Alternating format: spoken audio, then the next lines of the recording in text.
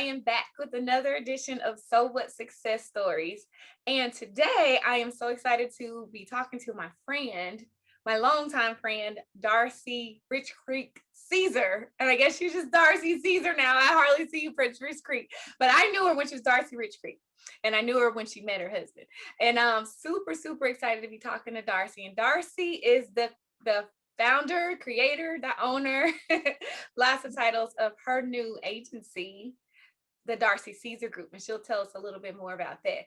But Darci has an incredible story, and I'm super, super excited to talk to her. So Darci, tell us a little bit about yourself. Well, I am, and they'll say Summer and I met when we started college. And so I'm from Columbia, Tennessee. We attended the University of Memphis, and I'm the middle of 5 kids, went to school on the Emerging Leader Scholarship at University of Memphis. Graduated, yes, with my favorite. And loved the program. And that, just looking back at it now, we were so blessed to be surrounded by all. We really, really were. I didn't realize it so much either at the time, but it was an amazing opportunity for us. It was. And so with that, graduated, I did some corporate world, worked in HR, ended up stopping all that once we got married. We got married, and then Anna Grace was born, and then I was like retired. So I stopped doing that. We did some flipping of houses. Greg was in medical device sales. Actually, he worked for St. Jude in the medical device sales. But I always continued that stuff, and real estate was my passion. And we just grew our family from there. And that's awesome. And you said Greg. So Greg Caesar is her husband, who also went to college with us, another University of Memphis alum, and a great friend of mine too, great person. And so, so we'll get into the family stuff too. Let's talk about that a little bit more. So in this program, I have what I call the So What Success system. And Darci, you have implemented it without even realizing it. But what the So What Success system is, learning how to overcome obstacles, eliminate excuses, calculate choices so that you achieve So What Success. And what So What Success is simply success in spite of challenges. Mm-hmm. And so start with my first question for you. And it's around overcoming obstacles. So tell us about some of the obstacles you've had to overcome, whether it's personal, professionally, but some of those obstacles and how you actually overcame those obstacles. I'm thinking of 2 really big ones right off the top of my head. And the ones that you think are really, really life-changing. Number 1 would be the obstacle of finding out my daughter was diagnosed with a congenital heart defect at the age of 14. That was a huge, huge obstacle for us as a family, just being able to wrap your head around that, being able to process that mentally, spiritually, all of it. Thankfully, she, is fully repaired and does not have restrictions, is absolutely fine. You wouldn't even know it. It was really major. And so just being a part of that and walking through that and being swooped underneath the wings of all of our friends and the Vanderbilt and all of the doctors and everything was just an awe experience. If that makes sense. It does. I've never had to be carried before. And so that was when I was like, ooh, that would be a big one. So that was definitely an obstacle, but it's not just, it's Anna Grace's obstacle. It's Greg's obstacle. It's Darci's obstacle. It's our family obstacle. The whole family. That was yes. And then it's the rings that go out from there. So it's not just one little obstacle. Right. And I watched you, I experienced, some of that with you guys, and I appreciate you sharing it and being so open about it and allowing people to kind of go through that with you. So tell me about how you dealt with that obstacle. That was where I said, learn as much as you can about it, to try to desensitize your fears, because Lord knows I like to control things. Because we're great women, Summer. And that's just comes with it. It just comes with it. And so that was one of those things I was like, I can research and I can know so much, but then the other stuff scares me. And so and I knew so much, with the Daniel family and their children. And so I already felt like I knew so much, but it's a different thing when you have to deal with it yourself personally. Yeah, it was different. When you send your child on that hospital bed with the physicians and you're like, you're going to stop her heart.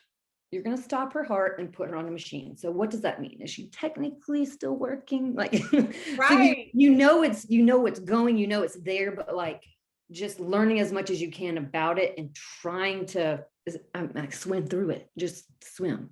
Right. And so I like what you said too. So in dealing with fear and uncertainty, it is a powerful tool is to get educated, right? Is to get educated and learn. That's the same thing. Like the other obstacle, I would say, was our big international move, and that kind of was spurred from Anna's surgery. Anna Grace's surgery made us all realize, like, why are we here? Like, we're here for something really big. God didn't just put me on here just to do this. Like, we're supposed to do something. I don't know if it's for me. I don't know if it's for Greg. I don't know if I'm raising a president of the United States. I have no idea, none. But we were like, we don't know unless we challenge ourselves to do it.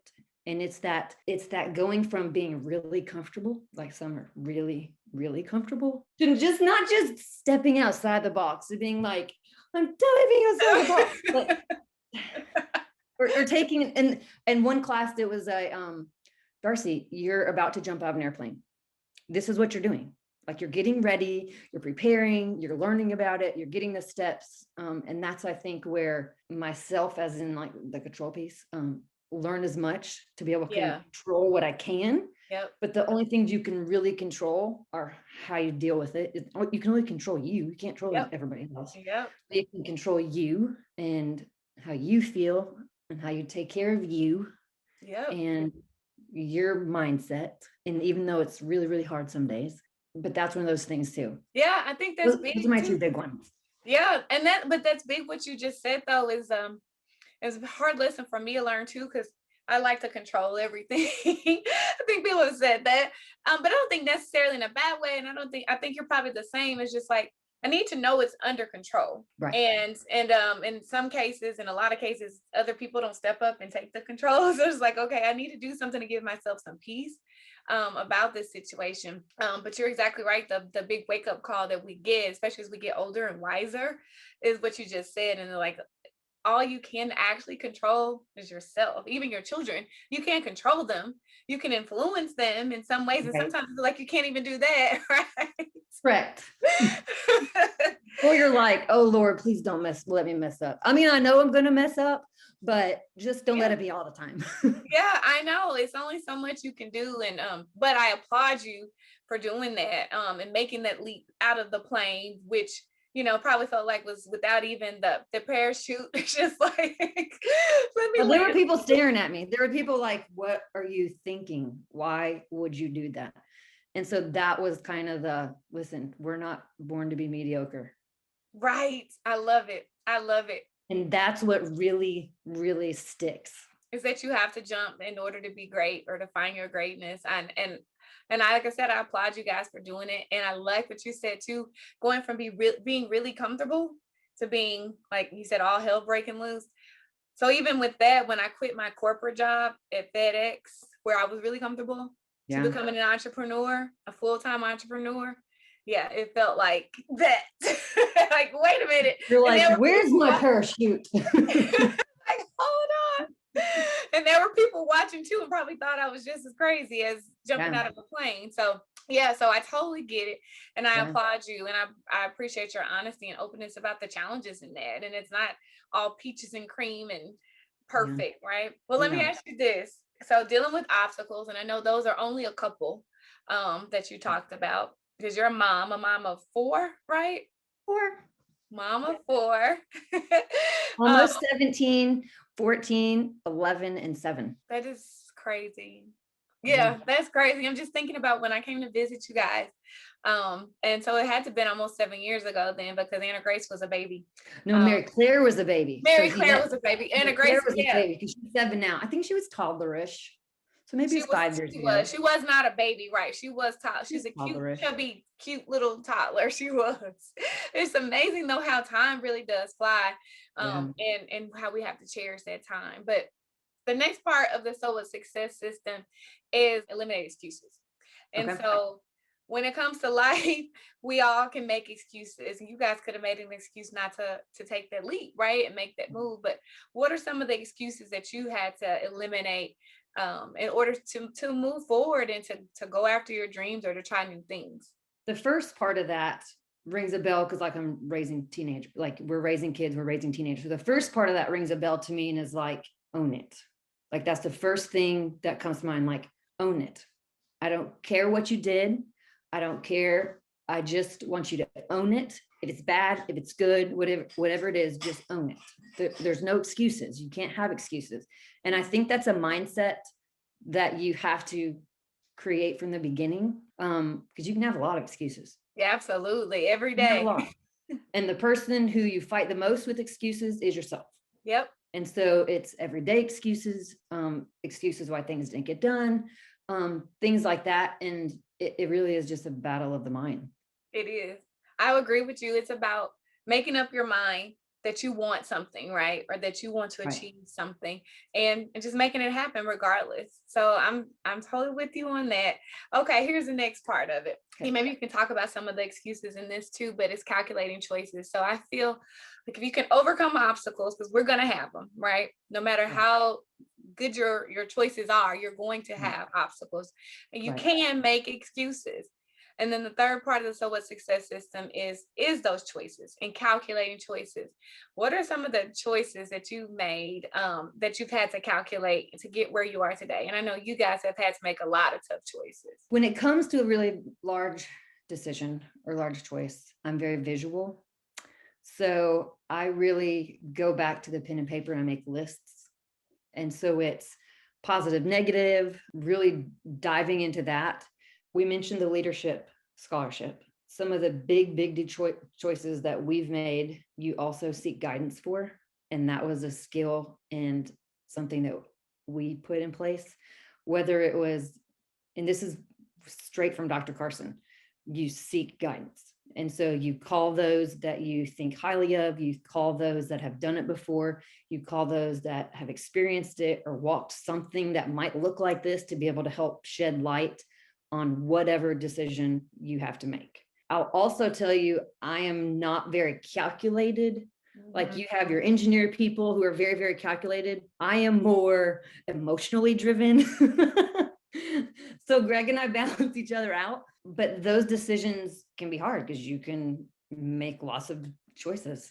Absolutely. Well, you guys made a tough choice to move to England, and you also made a choice. I don't know if it was a tough choice or not, but to start your own business. Talk about those choices a little bit. So when the opportunity came up, it was after Anna Grace's surgery. She was a year or two out from her surgery. Everything was good. Doctors gave her the clear. And that was when Greg's position had always been traveling. He was international traveling. He was nationally traveling. He was gone a lot because that's what he did. He was in sales. That's what he did. That's his industry. So that was when it kind of was a light bulb. And we were both like, if we're going to do something, we have a window. Anna Grace is about to go to college. She's a junior now, so middle of her junior year now. And so I guess it is kind of, you do that calculation, you think about all the details, you lay it all out. And so Greg thinks big and I think I need a plan. And so I'm like, okay, yeah, that's great. I have a window and this is my window. And if we want to do this, we need to do it now. We need to make it happen now. And Summer, he gets it in his head and his process. He writes it down in his process. He gets it done. And so that's, he's excelled in his career. And that's a strength of his because of his, I would say, determination, but yet also very diligent in his process. I think you have to find your own process, by the way. Absolutely. Or seek those, and he teaches his in sales, but it's his strength. And so with that, we made the decision, if we were going to go, we're going to go now. And so we rented the house in Franklin. We are, got the kids taken care of. There was just a lot of moving parts. And I think as women, we do lots of things at once. Yeah. And so we can coordinate a lot of different things. And so when you have 4 kids and career of your own. And Right. so I did real estate. My office was in downtown Franklin on Main Street. I love my small town. I love Nashville. I love Tennessee. I love Memphis. Like that was a really comfy spot. We lived in Alabama before, so it's not like we haven't moved. We have, but this was a really, really big step. This And doesn't even compare, right? and so I'm like, you could just land me anywhere right now. I'd be happy. It just COVID. But that was our comfort zone. And so for us to do this, we were like, okay, it's temporary. We're not going to be gone forever. The kids are at a good age. They're all self-sufficient. Like Mary Claire's 6. She can walk, talk, carry her own bag. She's good. She can feed herself, you know. Right. Like, okay, check. And so it was a good time for them to all be able to remember things and experience things. But most of all, it was to be together. And so when the kids would talk in Tennessee, they would talk about all of our family time. Well, the family time was ski trips, like traveling with Greg for work, or it was at the cabin, but it was family time. And so we prayed for family time, the opportunity to all be together while we were here. And so we arrived December 23rd, 2019, right before Christmas. We landed with 18 suitcases. Summer, I didn't bring a lick of furniture and bring it. Everybody brought clothes. I mean, I have some books and things, but like I just brought suitcases, got here, and then things changed with COVID. Right. So, Immediately. So I really didn't even get my feet underneath me before we were in lockdown. So that was very challenging, but yet at the same time, you're kind of like, well, I got my family time. Right. I was like, well, you pray for this. I pray for this. Be careful what you pray for. But God allowed that, you know, during all of that. And so England has been going through COVID differently than America's been going through COVID. The whole world's been going through COVID, which is crazy because I feel like we're all in the same boat. Just exactly. We're all in this together. Yeah. And so with all that happening, I still was working in, you know, when I worked in Franklin, I was doing great. I loved it. I was independent. It was just me, and I would take care of all my clients and get everything done. So when I was moving here, I was like, I'll just be a referral agent. It's fine. I need to go spend this time with my family. I'll be a referral agent. And then once everything locked down and everybody went to Zoom, it was a turn of events. And so I had been working with a coach. And number one, I think that's really, really important is to value yourself, to be able to invest in yourself. Yes. And seek what you need, whether it's therapy or coaching or physical, coaching, whatever it works out to be. I'm a strong proponent of that too. And so you have to invest in yourself. And so it just kind of flipped a switch for me, working with another coach. And he's like, for me, it was kind of like, well, I want to be the best mom. I want to be the best mom. He's like, why can't you be good at 2 things? And I'm like, oh, I don't know. I mean, Summer, you should have seen my face. I mean, nobody said that or challenged me like that before. And so I was like, I don't know. But Zoom allowed my career to keep going. Mm-hmm. And so I could participate in the office meetings. I could participate in negotiations. I can participate at the closing table. I can participate still like I'm there. I'm physically not there, but I know the market. I know the locations. I know the neighborhood. I know the people. And people want to work with who they know, like, and trust. Right. And so that is a really big piece. And I'm like, I can do this. So that was a big calculated decision, because all of a sudden you're going, I understand what I'm doing, and I'm creating a business, and I'm not in the country, but I can do this, and I can do it and still have an impact with my clients and all of my other, like right now I have Jason, so I have another agent and an assistant, but I can grow this to help other agents focus on themselves, because it took a while for us to get a little wiser in our systems. But those are all calculated decisions that you're like, why not? And I think that was a big piece of our time sitting in lockdown. My frame of thought kind of switched to, why not? I think that's awesome. It just goes back to also what I think about is finding the positive in any situation, right? Right. And even the most challenging situations. This is an opportunity. You probably wouldn't be doing this had it not been for COVID, right? Correct. It And I wouldn't had be said that what's before. I was like, there's no way. I was perfectly happy before. I had no need to before. And now all of a sudden it was like, now this is a new ball game. New yeah. ball game. Yep. And the whole world is used to it. So you're not even having to train other people to Right. adjust to this kind of world. Is like that's what we do. And so Right. the fact that I'm in England, I could be in Memphis, Tennessee, or in Franklin and just in my house and not with you. And it's all essentially the same. Right. And I And real think estate always agents always like, well, as long as I have my phone and my computer, and I'm like, I have my phone and my computer. I'm completely fine. I have everything I need in this little computer and a phone, and now it's a video. So I can really do a lot. And it has been game changing for sure.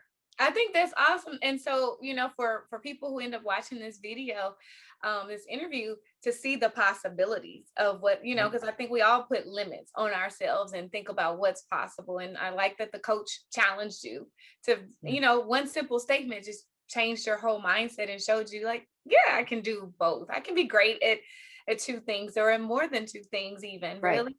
And just seeing what's possible. So I love it. I love it. I love it. So overcoming obstacles, eliminating excuses, calculating choices, and you made those big moves and those very, very big choices that are seems like helping you even in the pandemic and even in the challenge. I know you guys are still adjusting to living in another place, in a whole other country, still during a pandemic. So I think it's also great that you have something to focus on, right? I mean, of course you have the children and Greg, your big kid. Of course. But your own business and the things that you'll be able to leave for your kids and create your own legacy. I think that's beautiful. And so you have achieved so what success, and that success in spite of those obstacles and the challenges that you share with us. And I already know you have many other ones that you didn't have time to share. But how do you personally define success? So with that, number one, I don't know if you completely ever find that success. I have the perfectionist mindset, and that's a struggle and a battle with your mind every single time. And so my envision of success would be balance, whatever that looks like. And so you might be better at it some days than others. But finding something that really you're passionate about. And so if it's, real estate, I really, really love. And so that was something that I could always hold for me, even though I was a wife, even though I was a mother, even though I was taking care of everything else. That was what I truly enjoyed. Like, I love projects. I love helping people. I love contracts. I love those details that come with real estate. And so I don't know that you ever find that balance unless you find the passion that drives you. Yeah. And whatever it might be. And so if you're in a job that you're like, this is great, this pays the bills. Yes, it pays the bills, but I hope you find something that really makes you passionate. And so that's kind of what, just even for the kids. And so that was kind of one of those things where I'm like, if I'm going to do this, I'm going to do this now. And the kids can see me working for myself. Like, yes, I'm a real estate agent, but like, no, you are an independent contractor. I have my own small business. I run my own small business. Like, and that's an example that I wanted to give the kids. Yeah, I think that's beautiful, Darci. That's exciting. And, and I can relate to that too, because that was something that drove me or continues to drive me is the same thing, to be an example to my kid, meaning my kid and my grandchildren. Of course. And to everybody else. And I'm so excited to be able to share this video with so many other people, because I know this will be an inspiration in so many ways. I have one more question though. Yeah. For that person who wants to be successful, and that could be a student, it could be a young professional like us, or somebody mature in their life and their career like us as well.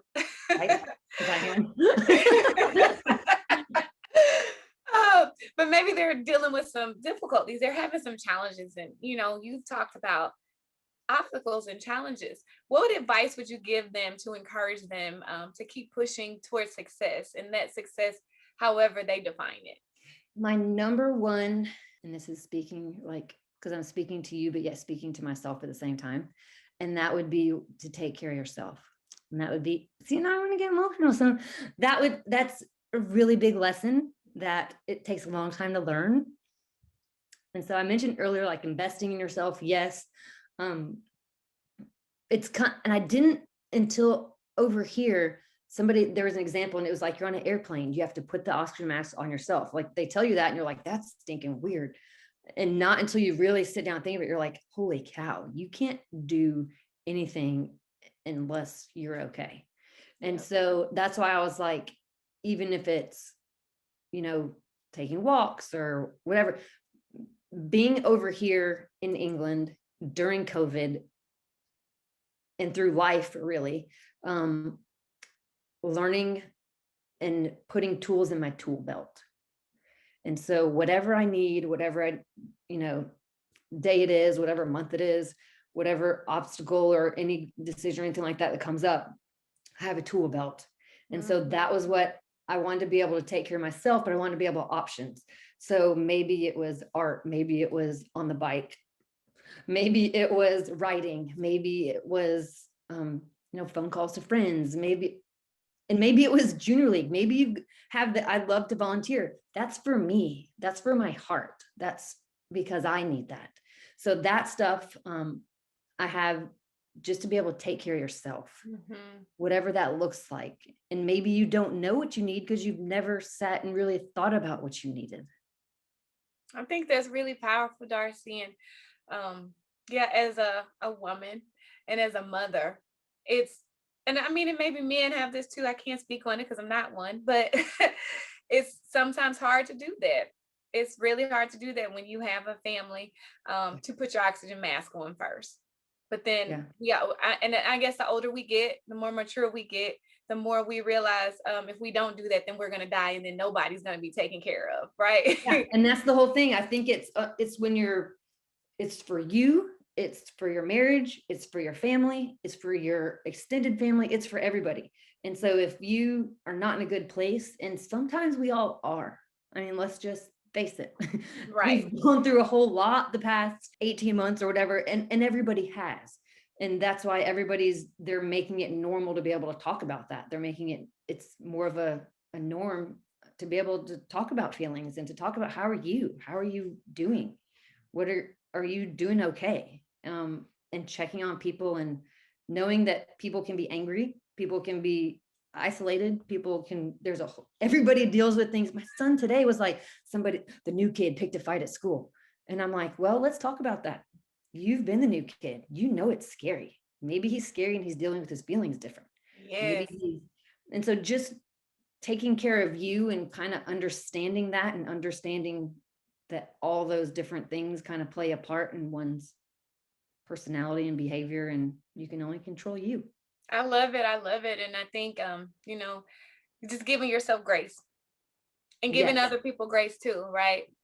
And I think maybe we don't do that enough, and maybe we need to keep sharing and sparkling and giving grace to whoever needs it. I think we absolutely do. And not to assume that people are doing okay, like you just said, to do a little bit better job of asking, and for us to do a little bit better job of saying, hey, it's okay to not be okay, and let's talk about it. Yeah. And let's talk about it. Well, I love that also what you just said about your son, and it's like immediately applying an experience to make it a teaching moment. And I think if we can all do that too, is to constantly look for the lessons in our experiences so that we can share them with others too. And that's what I'm trying to do with these interviews, is to share other people's lives and other people's experiences, because we all are dealing with so much right now. Look, and I'm getting emotional too right now. We're all dealing with so much right now, that we need to hear these positive stories and these encouraging stories. And we also need to hear these stories of people struggling, these people having challenges, and overcoming those challenges and dealing with those challenges. Right. And I appreciate you doing that with me today, Darci. And And I'm just, again, so grateful to still be connected to you and to Greg. And I look forward to sharing your story. Thanks so You're doing much. wonderful. Thank you.